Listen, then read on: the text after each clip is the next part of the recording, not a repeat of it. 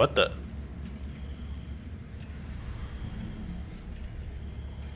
What happened?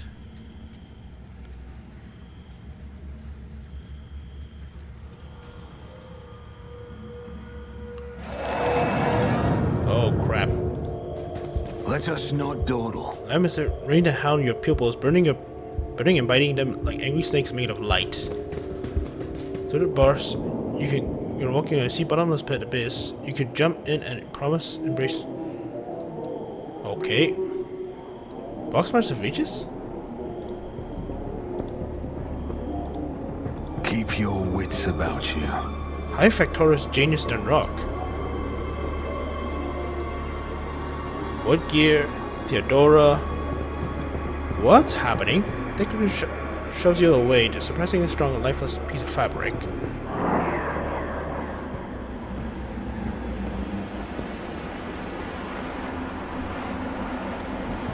Okay. Let me save first.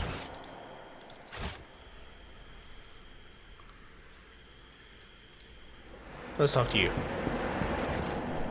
The creature in front of you is a patchwork of skin stuff with darkness, corruption, and sharp objects. Staring at you with its scalpel eyes, it grumpily remarks, "Such a disobedient specimen. You are still not dead. An anomaly? Its foul, corrupt thoughts reach out to you, gaping at your face. I need help.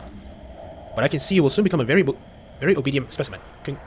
Convulsive spasms, hysterical reactions. Come here." The creature pokes you in the chest, its triangular fingernails easily penetrating your skin.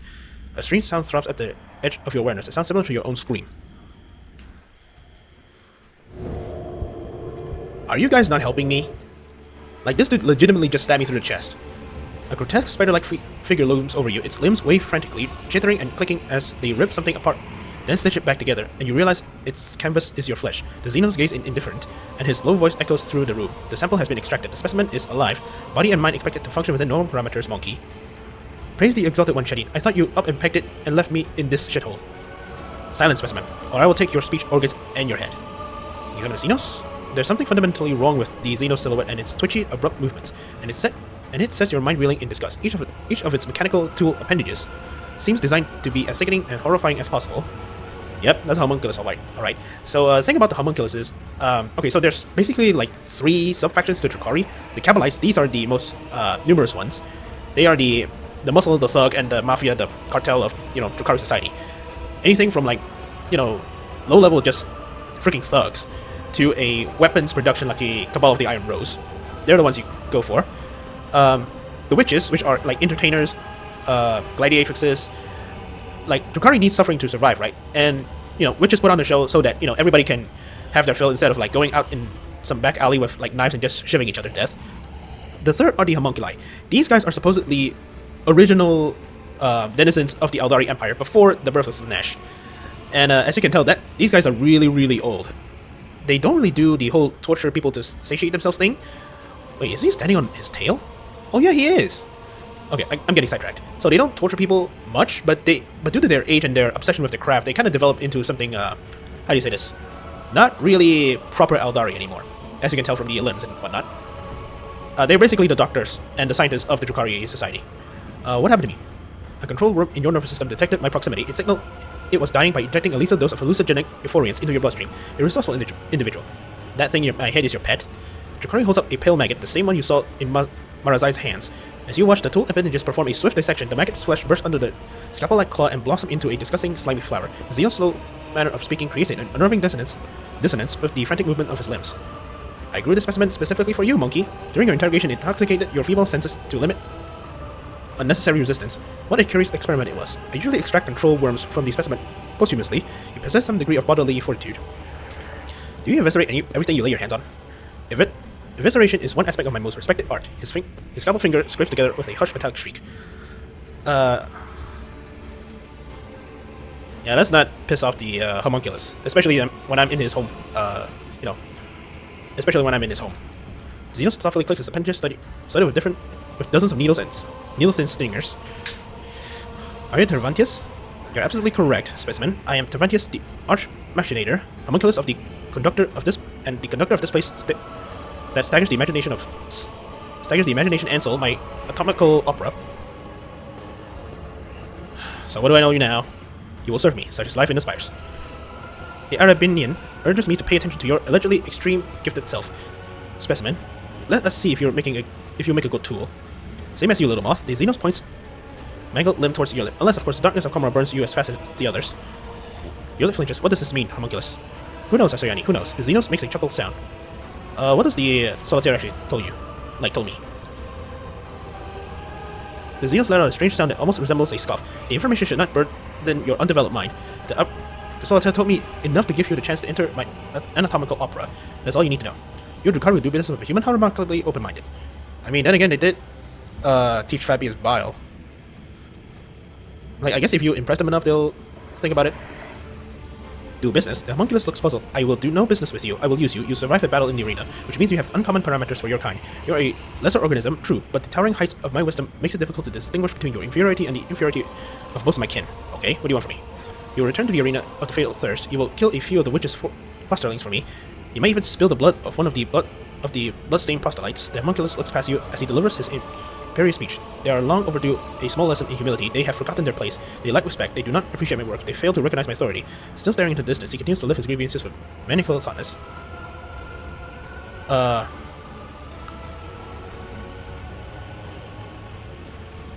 What will I get out of this? Oh, you coerce me as you do with everybody else. Coercion would be more than enough. If you disobey, I will turn you into material for my creation and ensure that you feel and are aware of every manipulation performed on your flesh. But if you do what I tell you to do, I will let you live for a little longer. The cooperation will increase your odds of survival. As long as you continue to be fused, I will maintain your organic parts and perhaps even let you play with some of my less significant samples. Sure, why not? The response is acceptable. If you behave like a good specimen monkey, you may eventually receive my help in escaping Komra. Help from you? You think anyone would believe that after your follow experiments? Jade touches the scar on her neck and coughs again. The Fleshmaster is mad enough to help us escape in favor of his own unholy design, but that price on Tark will be unfair and terrible.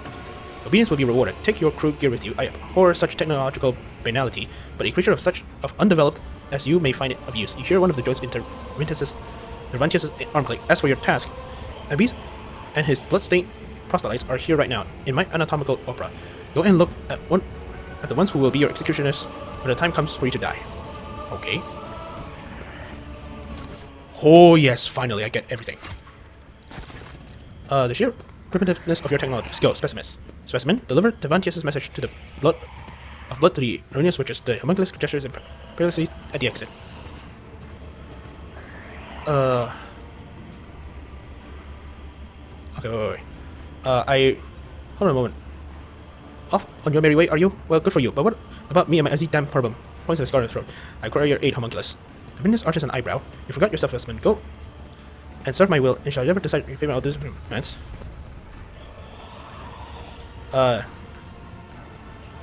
See, is there anything I can offer to repay being such brilliance before the attention he made gracefully me?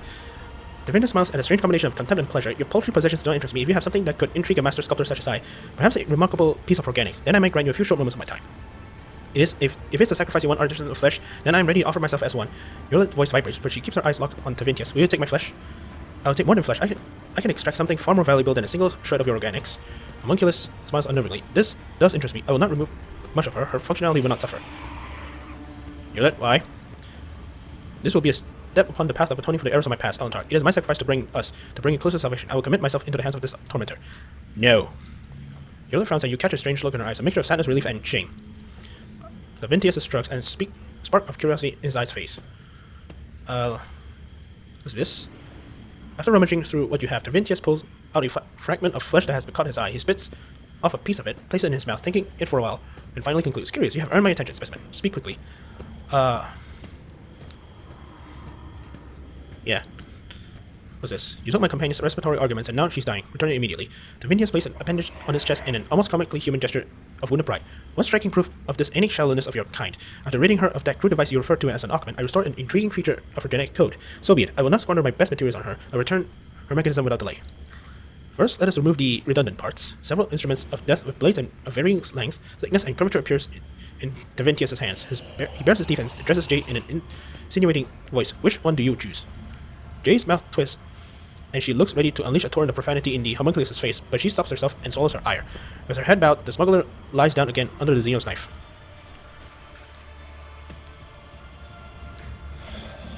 Okay, so you're good? Alright. Images projected from the Xenos back move relatively. Let's see if I can. Oh, okay.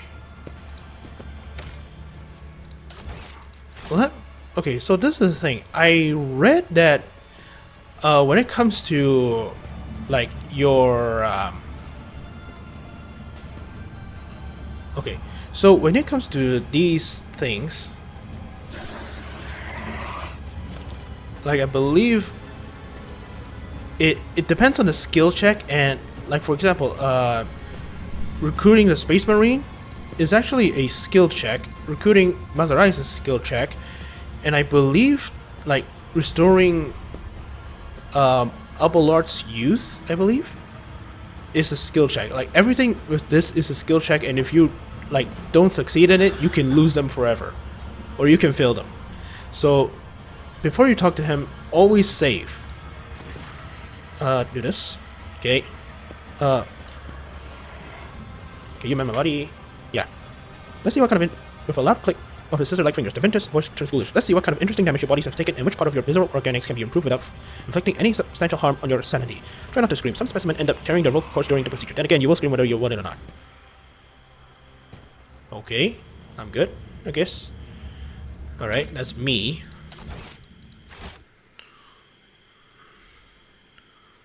Now let's do Abelard. Okay, are you able to heal that? I met a monster in the Mangle sector, a creature that can steal years of its victims' lives and mutilate their bodies. Are you able to hear that? Kill that.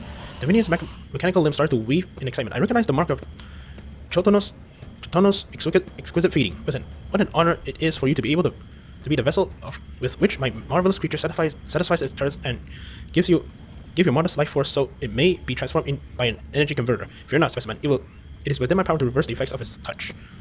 Genos was an interesting experiment, one that could convert the life force of his victim into fuel, but it was flawed, disobedient specimen that escaped. He glanced at you mockingly. I do not recommend escaping, specimen. The pain from the transformation only stops after I inject the blocker, and I only do it at the end of the procedure. Do you wish to spend the rest of your existence with a sensation of your skin melting and your bones snapping? Okay, good. Abelard's back. So, let me save the game.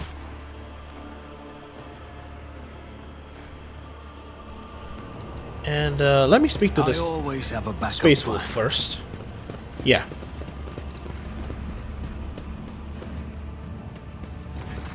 Oh, to see them cut down. Buzzers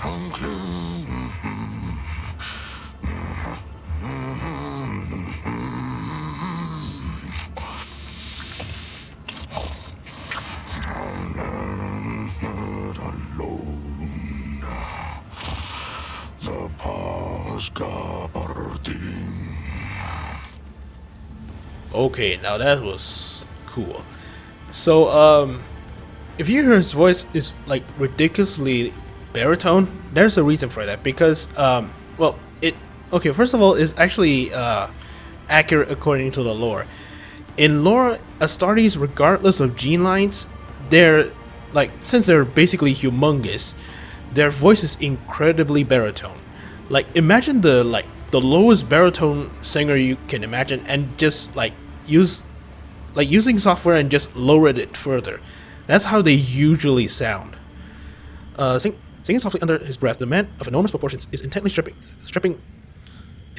raw meat from a bone with his teeth. His unwashed red hair is falling into his face. His beard is matted and bloodstained, and the aforementioned teeth looks more like fangs than any human equivalent. A less knowledgeable person might not recognize this giant humanoid, but you are well aware that this is a Space Marine, an angel of the Emperor. Milos has the scar tattoos on his body, which at first appear abstract and primitive, together form the angular image of a wolf's mouth with bared fangs. This person must be the genetic offspring of Leman Russ, the space wolf of Fenris. Okay.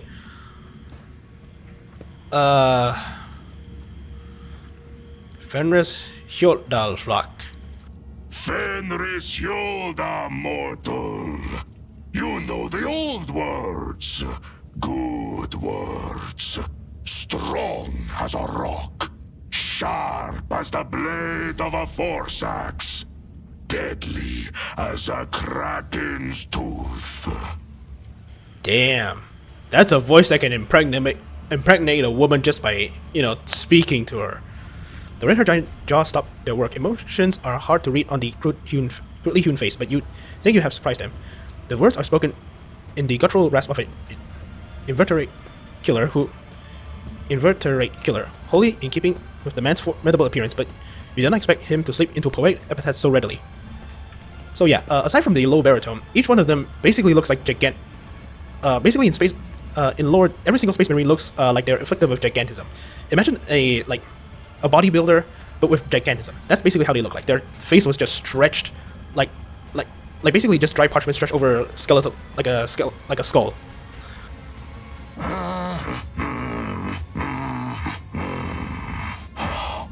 What do you want?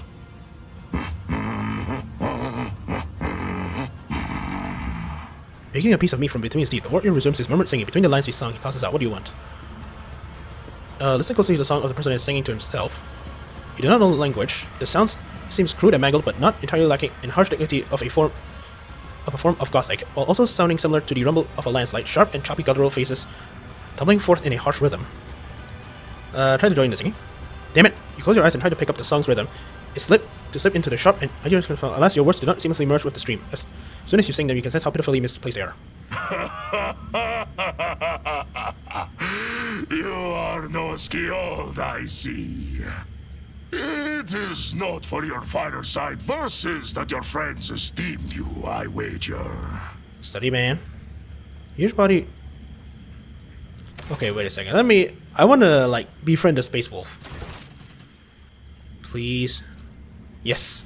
You close your eyes and enter the flow of the song, like slipping into a fast-flowing mountain river. Words rise up naturally in your mind. They are not the same ones sung by the prisoner, but you sense their aptness.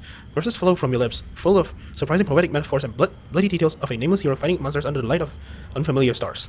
You are the one who has supped the mjord of the Skjalds, I see. In the long haul, some of my brothers will be eager to tell you of their exploits so that you would sing a saga of their deeds. When the song ends, the red-haired giant looks at you in surprise, the ice in his eyes thawing slightly. Who are you?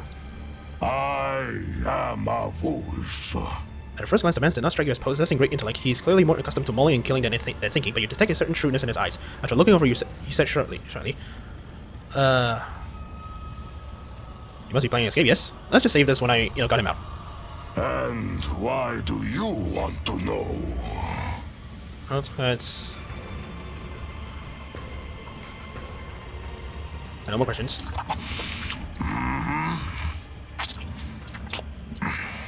Okay, that was kind of disgusting to hear. Chewing, he wipes his blood from the mouth with the back of his hand. Words such as you could prove useful to me. To get what you want, you will have to convince two very headstrong individuals. Me and my captor. That claw-handed Xenos. Okay. Alright. Let me save.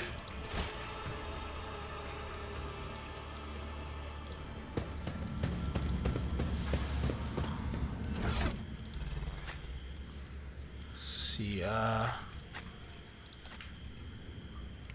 okay, I believe I'm good, so let me save.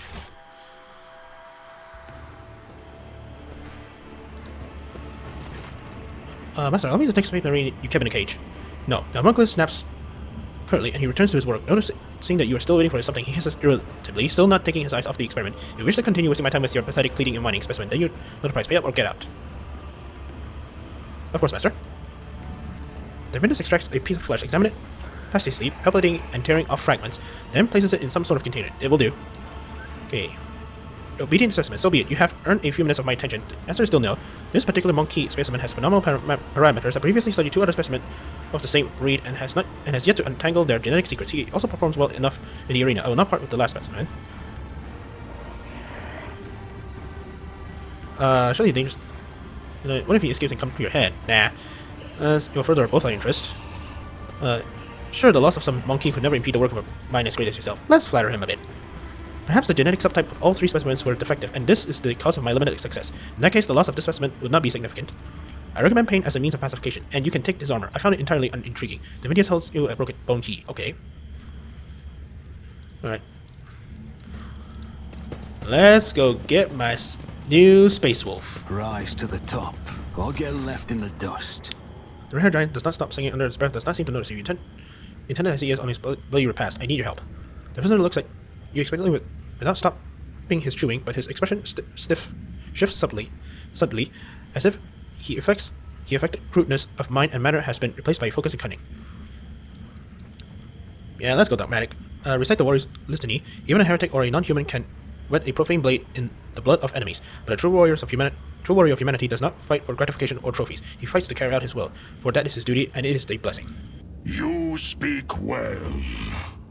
I have heard these bookish words many times before, but this is the first time I have heard them spoken with such resolve. I see that you believe in them, that you live by them. I respect that. I will help you. Let no one say that I forgot my duty to the All-Father. Okay. The gentleman says you with interest. It seems Tervantius is not as clever as he likes to appear if he's letting me out of the cage. The joke is on him. Good steel I have already. But if we are going hunting, I will need my wolf skin. He rolls his huge shoulders, and you hear his joints crack loudly. He lifts his battle knife from the floor, decorating with scarlet runes. It seems to be his last surviving possession. Weighing it in his hands and wearing a skeptical frown, the wolf says, okay. What did you say your name was? Throwing back his head, he lets out a blood-chilling howl, one that contains the deranged mirth of evil spirits dancing on an icy cliff. A predatory grin blossomed on his face. Okay. Ooh boy.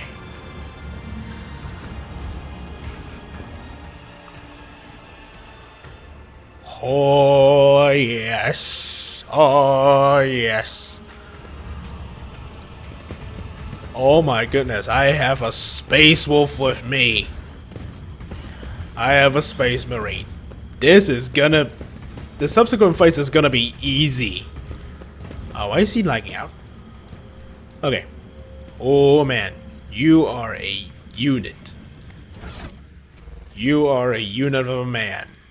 Ooh boy. Oh man.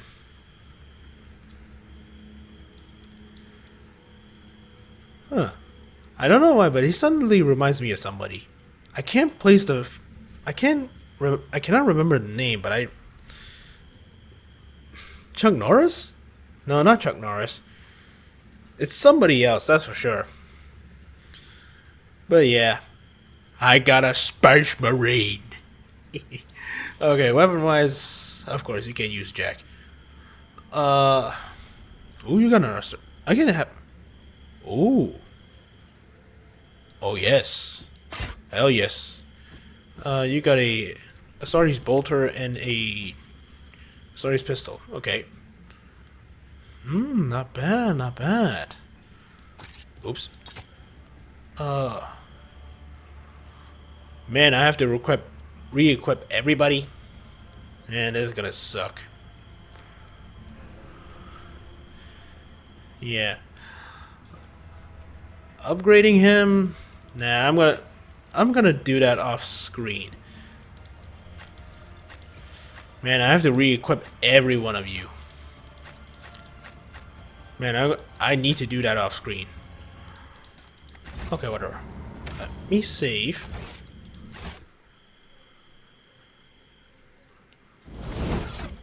I don't believe that I got anything else right. Nope. Okay, whatever. Let's go speak with Marazai.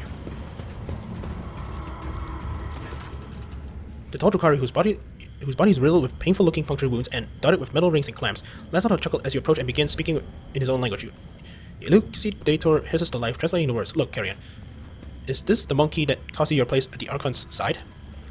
Marazai's eyes flare with turquoise fire at the sight of you, and immediate, uncontrollable urge to kill. Drakari seizes the blade hanging from his belt and freezes at the shot of the metal-studded Xenos. Careful with the meat of the arena for the arena, Marazai. If Sinisthoria is short on toys for her fighters, you will be punished again. She seems to enjoy pitting you against Chimeri. Maybe this time she won't deem it necessary to give you back your skin after you slay them all. The motionless Marazai turns his head towards his kin, and you notice a thin red stripe on his neck below his ear, like a fresh stitch. Shaking with barely contained rage, the former Drakon stares at you with dark eyes.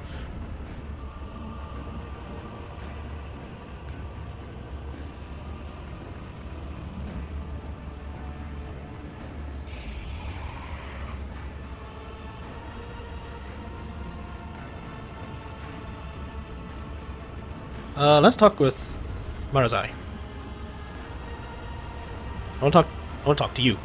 Marazai looks at you again, now more surprised than enraged. Glancing at the witches, he searches the low Gothic. One monkey. You're trapped, I'm trapped, we can help each other. You help me? The Drakari snorts distastefully. Why would the quarry help the hunter? If you expect me to believe that.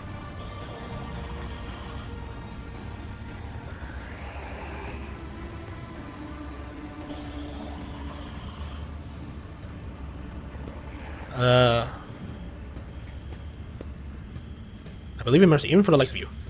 Mercy? Marazai shrugs, but the shadow of doubt flickered in his eyes. How strange. Abies makes an impatient gesture. I am tired of listening to you and your old friend whispering in that primitive babble. Enough, we must go. Marazai grudgingly obeys the orders, but as he walks away, he cannot resist tossing another unreadable look at your direction. Okay. Yeah, I basically read that that's how you, get Marazai onto your side. Okay. Let me see if I can, get Daventius to release Cassia.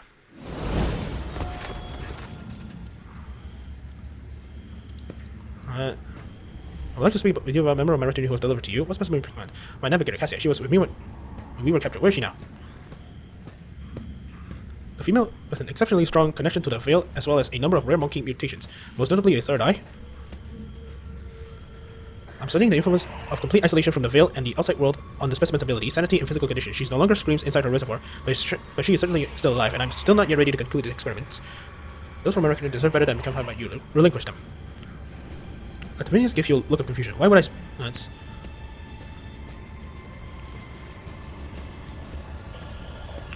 Well, full escort have a better chance of succeeding contributing to your plans.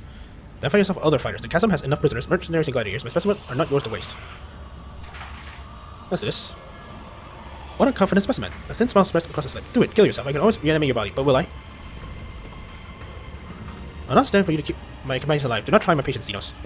Davinius hisses and jerks his fine limbs with sharp implements. Do not make a mess of me, specimen, or I will decide that you are no longer also needed in the cellar. Now let's do this. Really? The homunculus' ribcage opens wide, the skin around its tear with a wet squish. You catch a glimpse of his internal organs coated with a strange film and riddled with shapeless growths and mushroom-like tumors. Where one would expect to see a heart, you see instead a glistening, translucent mold that has attached itself to the Xenos' veins. The revolting thing lets out a groan, and a stem of caustic liquids burns your face. Blinded, you start thrashing as a horrible spasm seizes your throat and prevents you from breathing, and your body convulses in pain. The light around you fades. Really?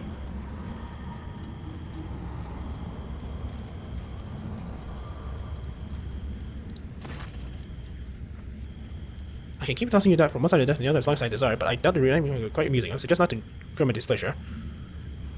So you kill me? Choose your words wisely when you're dressing your master monkey. What just happened? I made your body perish for a short time, and then I made it to function again. Such manipulations are trifle for one such as I. Even if you were to get hacked to pieces, I can bring them back to life, although I would not waste my time on you. You're not worthy of effort.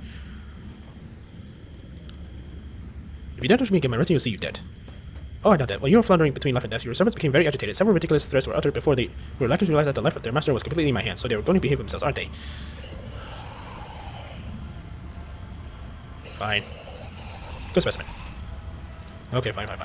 I always keep my options open. Okay, I'm sorry, Cassia, but you have to stay there for a while.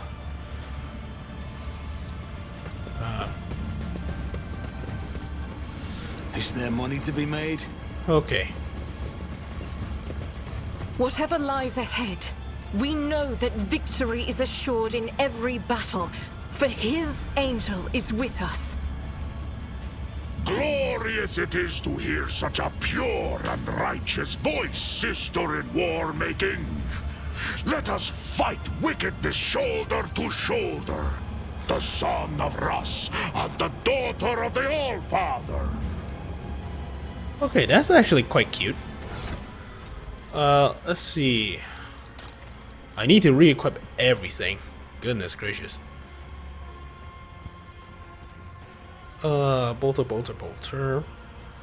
Let me re-equip some things first because I have a feeling I'm gonna get into a fight. Okay. Let's go. Let us not dawdle.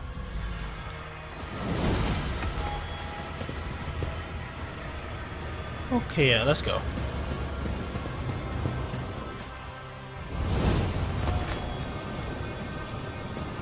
Is it Wargold or a trap? What? I always have a backup plan.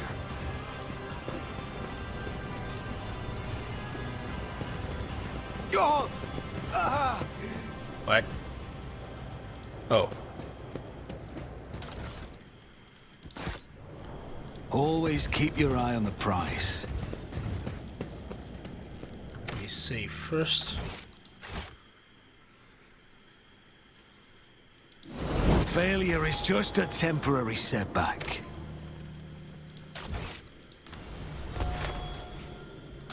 Is my warp knowledge really that low? That's how it's done. Various corpus is depleted by bony growths, eye, mouth, and tentacles. Okay.